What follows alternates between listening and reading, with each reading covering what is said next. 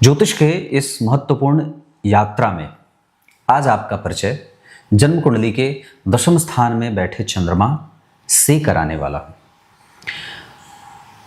सामान्यतया चंद्रमा ब्राह्मण वर्ण के ग्रह हैं, लेकिन अगर बात इनके व्यवहार की करते हैं, इनके नेचर की करते हैं, तो ये व्यापारिक वर्ग के ग्रह हैं।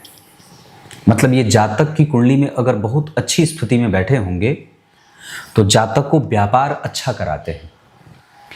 आमतौर पे जब जन्म कुंडली के लग्न या दशम स्थान से या सप्तम स्थान से अगर चंद्रमा का संबंध बनता है अर्थात बैठे होते हैं, तो जातक को बहुत अच्छा व्यवसायी बना देते हैं।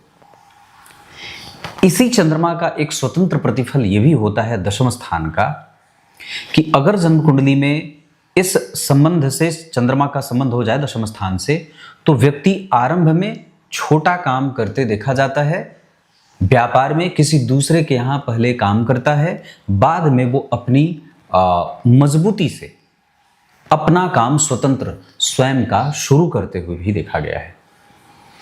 जन्म कुंडली के दशम स्थान के चंद्रमा जिस भी जातक की कुंडली में हो, उसे व्यापार के लिए जरूर आगे बढ़ना चाहिए।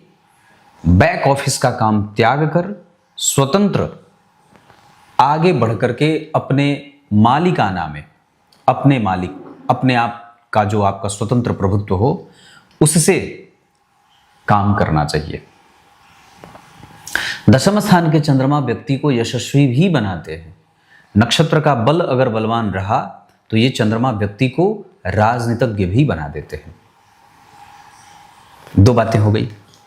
अगर जन्म कुंडली के दशम स्थान के चंद्रमा के ऊपर किसी शुभ ग्रह की दृष्टि और पड़ गई तो व्यक्ति की जो सफलता होती है करियर में वो निर्बाध होती है, वो बिल्कुल भी बाधित नहीं होती। अगर उस चंद्रमा पे राहु की दृष्टि हो जाए तो व्यक्ति एग्रेसिव भी होता है और किसी दूसरे को अपना प्रेरणा का स्रोत बना करके स्वयं उससे आगे बढ़ जाने तक की स्थिति में चला जाता है। मतलब अगर दशम स्थान की क्या होगा कि दशम स्थान के जब चंद्रमा होंगे उस पे अगर राहु की दृष्टि पड़ जाएगी तो व्यक्ति ना दूसरे किसी को अपना वो मानेगा, जैसे कहते हैं ना कि वो मेरे लिए प्रेरणा का स्रोत है, तो उसको प्रेरणा का स्रोत बनाएगा और मेहनत करके उससे भी आगे निकल जाएगा। ऐसा कब होगा? जब जन्म कुंडली के दशम स्थान में चंद्रमा पर राहु का प्रभाव हो।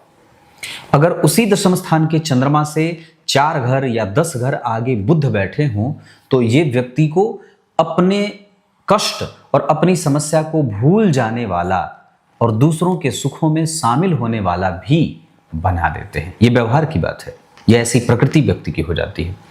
जन्म कुंडली के दशम स्थान के चंद्रमा जिस राशि में बैठे हों, अगर उस राशि का स्वामी भी केंद्र में ही किसी भाव में बैठा हो तो ये भी व्यक्ति को व्यापारी बनाने का बहुत उच्चतम मादा रखने वाली बात हो जाती है।